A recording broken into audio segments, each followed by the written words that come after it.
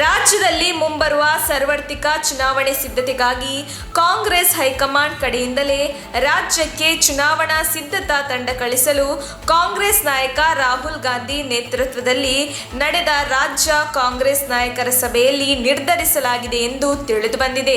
ಪಕ್ಷದಲ್ಲಿನ ಆಂತರಿಕ ಭಿನ್ನಾಭಿಪ್ರಾಯ ಶಮನಗೊಳಿಸುವ ಹಾಗೂ 2023ರ ಸಾರ್ವತ್ರಿಕ ಚುನಾವಣೆಯಲ್ಲಿ ಶತಾಯಗತಾಯ ಪಕ್ಷವನ್ನು ಅಧಿಕಾರಕ್ಕೆ ತರುವ ನಿಟ್ಟಿನಲ್ಲಿ ಗುರುವಾರ ರಾಹುಲ್ ಗಾಂಧಿ ಅವರು ದೆಹಲಿಯ ತಮ್ಮ ನಿವಾಸದಲ್ಲಿ ರಾಜ್ಯ ನಾಯಕರೊಂದಿಗೆ ಸುದೀರ್ಘ ಮಾತುಕತೆ ನಡೆಸಿದರು.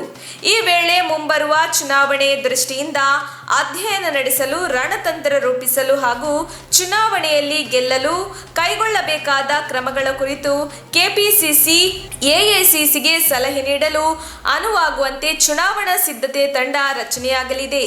ಈ ತಂಡ ಕಾಲಕಾಲಕ್ಕೆ ರಾಜ್ಯಕ್ಕೆ ಭೇಟಿ ನೀಡಿ ಬಿಜೆಪಿ ಸರ್ಕಾರದ ವಿರುದ್ಧ ಯಾವೆಲ್ಲ ವಿಷಯಗಳನ್ನು ಮುಂದಿಟ್ಟುಕೊಂಡು ಹೋರಾಟ ಮಾಡಬೇಕು ಎಂಬ ಬಗ್ಗೆ ವರದಿ ನೀಡಲಿದೆ ಎಂದು ತಿಳಿದುಬಂದಿದೆ. ರಾಜ್ಯ ಕಾಂಗ್ರೆಸ್ ನಾಯಕರಲ್ಲಿನ ಭಿನ್ನಾಭಿಪ್ರಾಯಗಳನ್ನು ಬಗೆಹರಿಸಲೆಂದು ಕರೆದಿದ್ದ ಸಭೆಯಲ್ಲಿ ರಾಹುಲ್ ಗಾಂಧಿ ಅವರು ಈ ವಿಚಾರ ಎತ್ತುವ ಮೊದಲೇ ನಾವೆಲ್ಲ ಒಟ್ಟಾಗಿದ್ದೇವೆ ಎಂದು ರಾಜ್ಯ ನಾಯಕರು ಸ್ವಯಂ ಘೋಷಿಸಿಕೊಂಡಿದ್ದಾರೆ. ನವದೆಹಲಿಯಲ್ಲಿ ಗುರುವಾರ ರಾಜ್ಯ ಕಾಂಗ್ರೆಸ್ ನಾಯಕರ ಜೊತೆ ರಾಹುಲ್ ಗಾಂಧಿ ಅವರು ಸಭೆಯಲ್ಲಿ ಪದಾಧಿಕಾರಿಗಳ ನೇಮಕ ಮಾಡಲಾಗಿತ್ತು. 2 ವರ್ಷಗಳಿಂದ ನನೆಗುದಿಗೆಗೆ ಬಿದ್ದಿರುವ ಕೆಪಿಸಿಸಿ ಪದಾಧಿಕಾರಿಗಳ ನೇಮಕಕ್ಕೆ ಕೊನೆಗೂ ರಾಹುಲ್ ಗಾಂಧಿ ಹಸಿರು ನಿಶಾನೆ ತೋರಿದ್ದಾರೆ. ಕೂಡಲೇ ಪದಾಧಿಕಾರಿಗಳ ನೇಮಕ ಮಾಡುವಂತೆ ನಿರ್ದೇಶನ ನೀಡಿದ್ದಾರೆ. ಕೆಪಿಸಿಸಿ ಅಧ್ಯಕ್ಷರಾದ ಡಿಕೆ ಶಿವಕುಮಾರ್ ಅಧಿಕಾರ ವಹಿಸಿಕೊಂಡ ಬಳಿಕ ವಿವಿಧ ಪದಾಧಿಕಾರಿಗಳ ಹುದ್ದೆಗೆ ನೇಮಕ ನಡೆಯಬೇಕಿತ್ತು.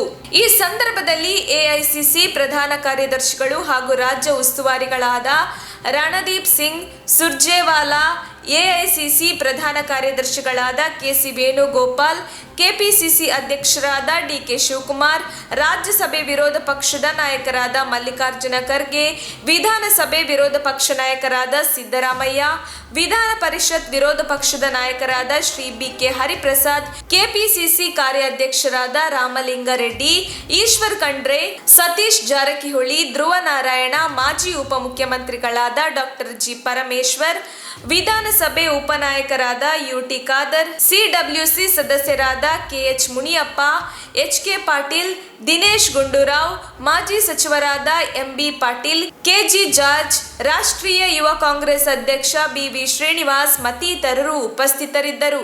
ನಮ್ಮ ತುಮಕೂರು ಮಾಧ್ಯಮದ ವಿಶೇಷ ಸುದ್ದಿಗಳನ್ನು ನಿರಂತರವಾಗಿ ಪಡೆದುಕೊಳ್ಳಲು ಚಾನೆಲ್ ಅನ್ನು ಸಬ್ಸ್ಕ್ರೈಬ್ ಮಾಡಿ.